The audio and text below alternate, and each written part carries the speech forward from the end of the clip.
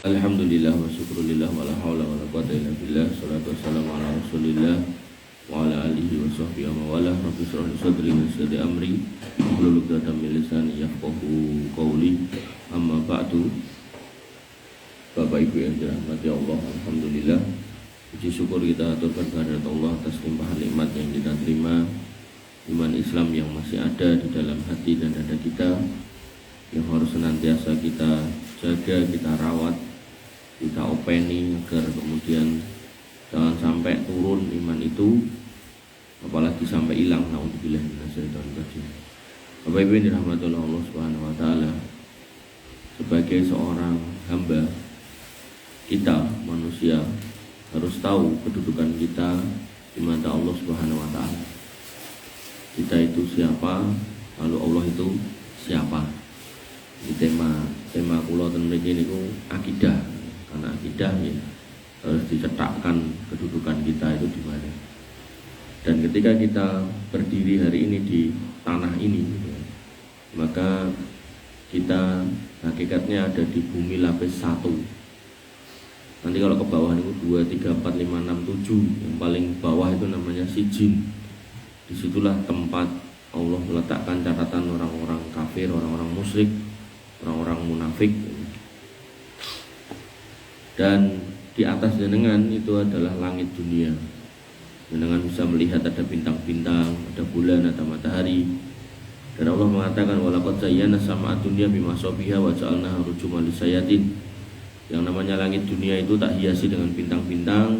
Tujuannya tak gunakan untuk melempar, memanah, membandemi setan-setan. Nah, kenapa setan dilempar, dipanah, dibandemi? Karena mereka naik ke langit untuk mencuri berita. Kenapa mereka mencuri berita? Karena didatangi manusia yang mencari berita. Siapa yang mendatangi mereka? Dukun, tukang ramal, dan orang-orang yang gak normal. Mereka bertanya tentang sesuatu hal, setan naik ke langit untuk mencuri berita. Dan Allah sudah menjagani sehingga diberikanlah bintang-bintang itu untuk melempari mereka. Maka kalau jenengan lihat ada fenomena bintang jatuh, itu diminta untuk berta'awud. Sebagaimana jenengan kalau dengar anjing menggonggong, itu hakikatnya sedang melihat setan, jenengan diminta untuk berta'awud.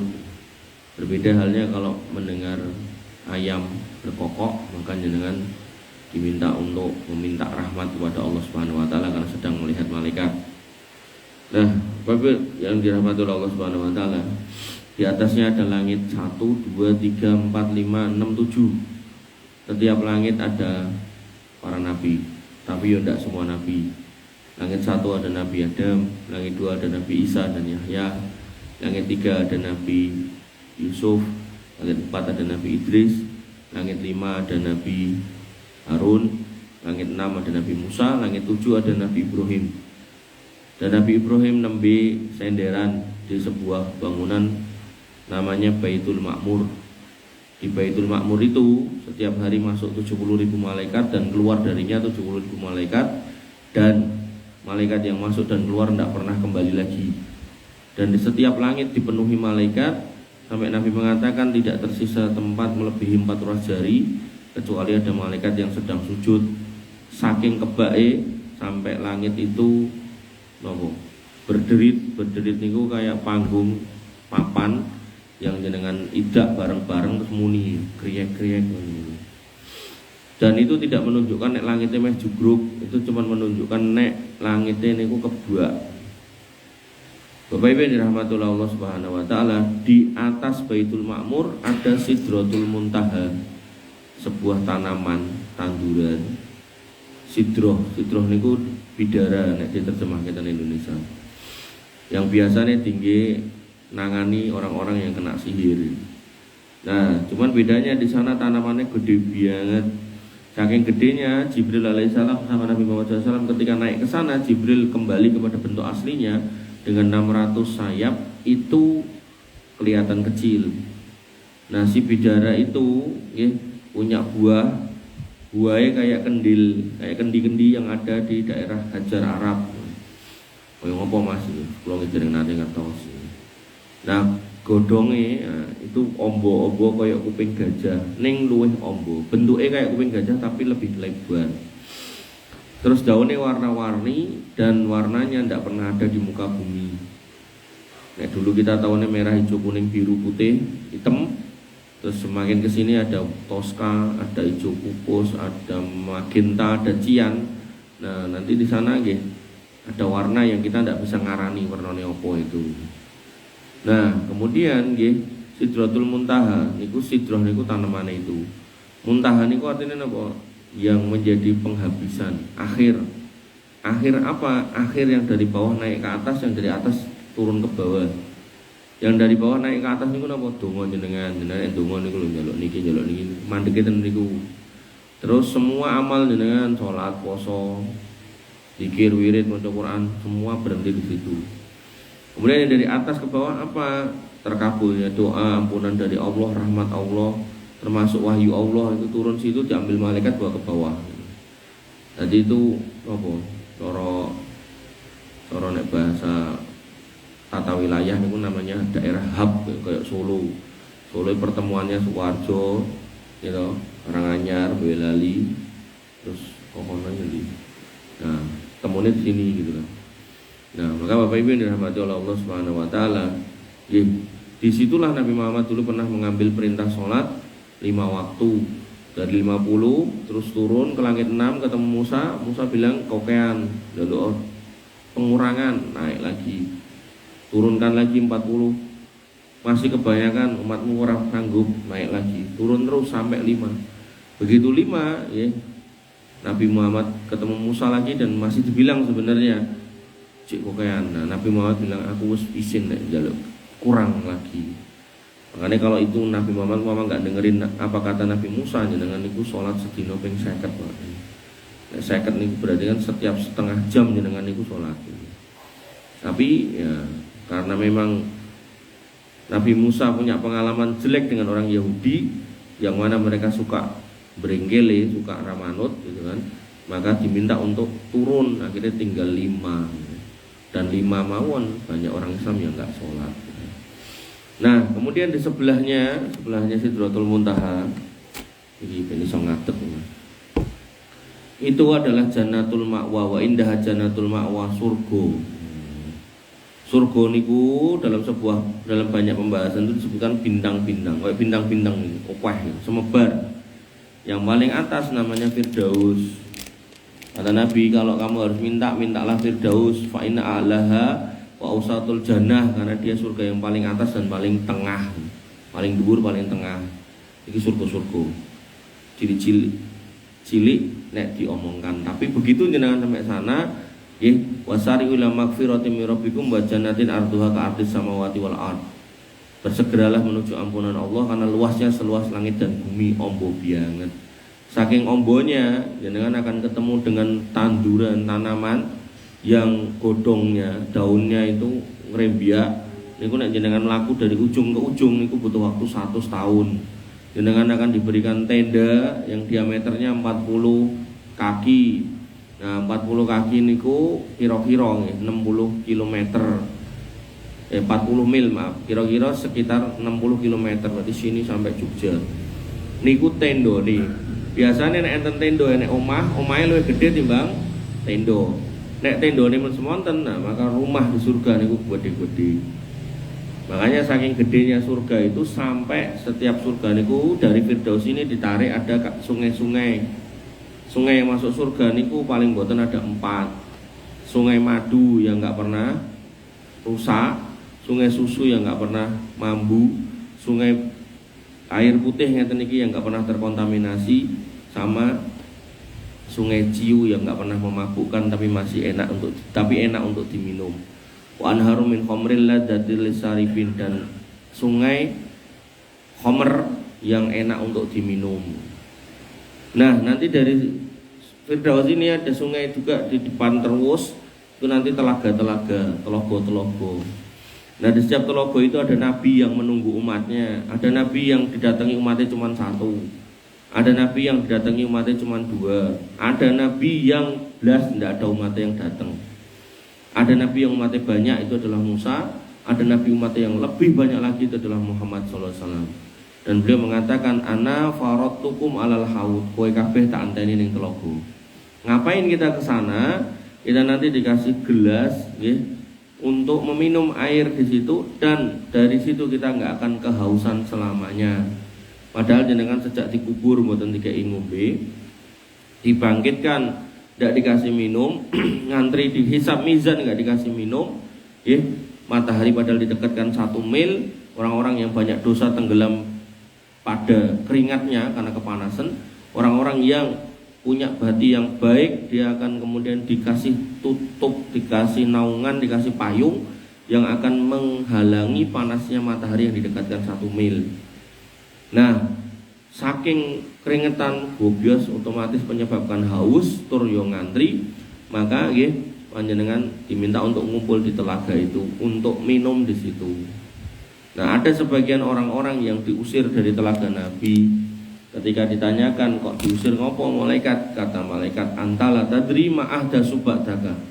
Kamu tidak tahu kelakuan dia seperti kamu, wahai Muhammad.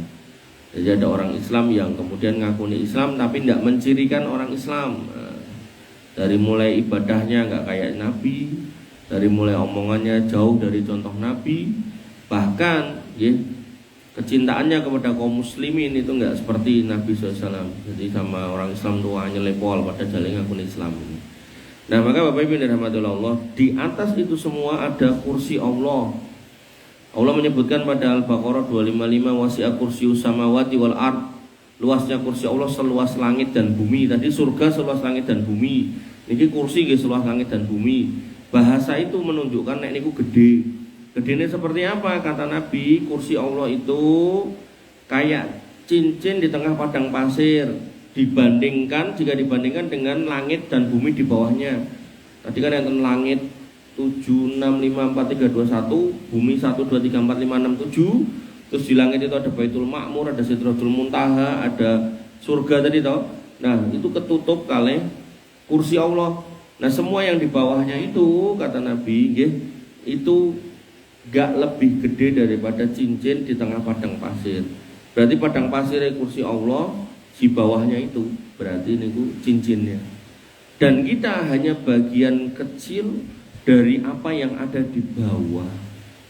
Makanya Allah menyebut kita di dalam Quran surat Fatir, ya ayyuhan nas antumul fuqara ilallah. Menungso kabeh, kowe kabeh iki mung wong fakir di mata Allah. Wallahu wal ghaniyul hamid. Allah itu maha kaya lagi maha terpuji. Orang miskin itu orang yang punya penghasilan, punya kerjaan tapi kurang, buat nafkah kurang. Kerja hasilnya 2 juta, ning kebutuhannya 5 juta karena anaknya banyak, itu miskin.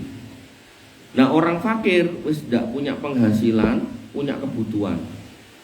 Nah, kita manusia sak sugih-sugihnya apapun, sak pinter-pinternya kayak gimana pun, sak hebat-hebatnya kayak gimana pun, kita semua disebut orang fakir. Yang nyebut sinten? Allah.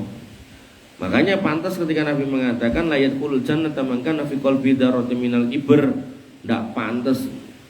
Ndak ada tempat di surga yang tadi indah itu, ndak ada tempat buat mereka yang hidup di dunia kemaki, sombong. Orang sombong niku gimana? Batorul haq wa ghamdun nas. Kalau dengar yang baik gak mau ngikuti, kelihatan orang agak rendah derajatnya, dihina, dicaci. Pak, kamu mboten salat ngopo ngelek aku dah cilik wingi ngelek iki. Itu bahasa-bahasa kayak gitu udah sombong. Pangkatmu opo ngelek aku gitu. Maka yang seperti itu nggih, orang-orang seperti itu ndak ada tempat di surga. Nah, kemudian di atas kursi Allah itu ada air yang sangat luas. Di atas air yang sangat luas ada arsy Allah. Nabi mengatakan arsy dibandingkan dengan kursi itu kayak cincin dibandingkan padang pasir. Cincinnya itu kursinya, arsy-nya itu yang padang pasir. Menunjukkan jenengan tambah cilik meneh dibandingkan yang di atas itu. Dan Allah di atas itu semua dengan kemahabesarannya, kemahaagungannya, dan dengan kuasanya. Makanya nggih, jenengan ketika sholat itu yo koyone ngarepe tembok, tapi sebenarnya kita menyembah Allah. Nah, di satu kajian niku kula rada sedih niku ada bapak-bapak niku pun ngaji dangu kali kula. Ya enten ya emeh setahun. Niku ya pertanyaane, Mas, nek wong Hindu Buddha nyembah iki, wong Kristen nyembah iki. Lah nek wong Islam kan ning Ka'bah kae yo ngono kae apa ya wong Islam ki nyembah Ka'bah? Mboten lah. Jenengan salat, jenengan sujud, rukuk, donga niku mboten nyembah napa-napa. Jenengan tadi yang di depan niki mboten nyembah napa mimbar, mboten. Jenengan yang di belakang saya enggak nyembah saya. Jenengan kita semua sedang menyembah Allah yang ada di arsnya sana. Makanya termasuk bentuk akidah kita adalah meyakini Allah itu di sana dengan segala macam kebesarannya. Makanya ketika jenengan dipanggil Allahu Akbar gitu, itu enggak cuma diterjemahkan Allah Maha Besar, tapi jenengan bisa membayangkan segede apa Allah dan sekecil apa kita, sebesar agung apa Allah dan sehina serendah apa kita gitu. Makanya Bapak Ibu yang dirahmati oleh Allah, Nabi mengingatkan amar umat baina sitin wa sab'in. Umur kalian itu cuma antara 60 sampai 70. Wa aku lumayan justru dalik sedikit yang lewat dari situ. Sehingga pada akhirnya kita semua akan mendekati waktu wayah saat di mana kita akan kembali kepada Allah. Nah, nanti tinggal surga atau neraka itu pilihan kita. Ramil orang-orang yang cerdas ketika mendekati titik wancinya, dia akan bersiap-siap wa tazawwadu fa inna khairaz zadi taqwa. Dia akan bersiap-siap dan persiapan terbaik itu takwa. Makanya Nabi pernah ditanyakan apa itu iman, Islam, ihsan, kapan kiamat dan apa cirinya. Nabi mengatakan iman itu rukun iman, Islam itu rukun Islam, ihsan itu kata Nabi kamu beribadah, kamu beramal, kamu berbuat baik.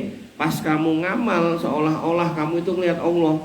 Nek enggak kelihatan maka yakinlah Allah melihat kamu. Dan itulah yang harus kita pahami.